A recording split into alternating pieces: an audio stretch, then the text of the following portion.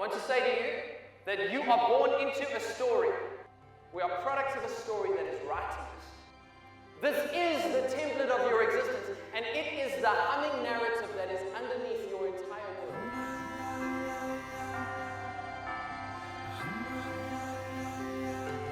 So we are currently in Michaelhouse, which is an all-boys private school in the Midlands of KwaZulu-Natal.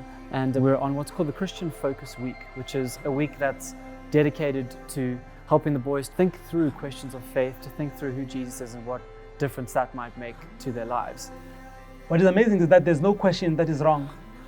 Everyone is allowed to ask any questions, because you never know which question is holding a person back from giving their lives to God. I found a much broader range of ideas and opinions than I anticipated to. I think I had some really challenging questions thrown at us.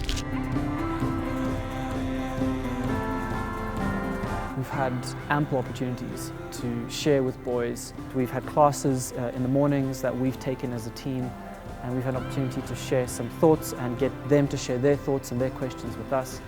We've had lunchtime talks, we've had evening talks, and we've also gone into each of the individual boarding houses after those evening talks. So across all of those spectrums, as well as some times with staff, we've had almost total access to every level of the school.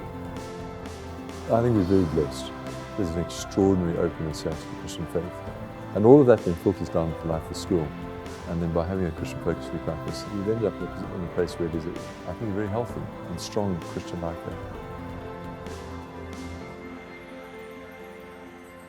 For my whole life, I kind of felt like I've had to perform and always be competitive, specifically in terms of sport. I felt like I've always tried to define myself by sport and how people perceive me. With Christ, I found my identity already, so I didn't have to perform. So how was last night, bro? It was really incredible. It was really cool to pray for guys, seeing a lot of them being out, putting their hands up to ask for prayer, just for relief from anxiety and OCD, peace and freedom come over some of those guys. Our team this week consists of about almost 30 individuals, and those people come from different places. I've asked some people that I have connections with, some of those are RZIM people, and others are old boys from the school and have wanted to come back and be part of this week and share their faith with the boys and respond to their questions.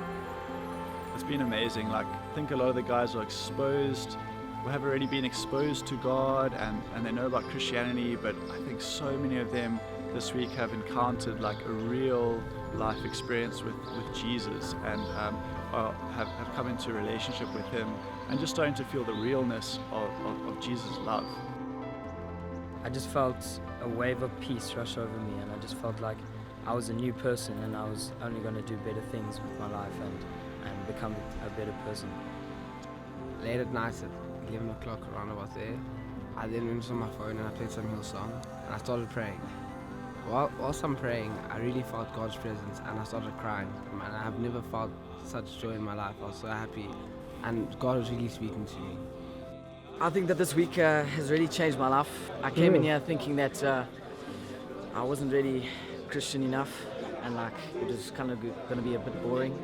But now that I've actually listened and I've actually just taken some of the committee's words to heart, and they've told me to open up, it's actually gone deep down and it's actually hit me in the heart, and I really feel like it's changed me a lot, and I think it's going to help me in my life. Our goal is not to force people into belief. I don't think you can do that. Our goal is to present compelling reasons for belief and invite them into conversation and hear their questions and doubts and responses to that. And the story of Christianity wasn't just a good story, it was a true story. So if you look at yourself and you start asking questions of value and purpose, self-worth, there's someone who looks at you and says, right in the beginning, before you were broken, you were whole. Right in the beginning, before you were lost, you were actually found. Built into your DNA is worth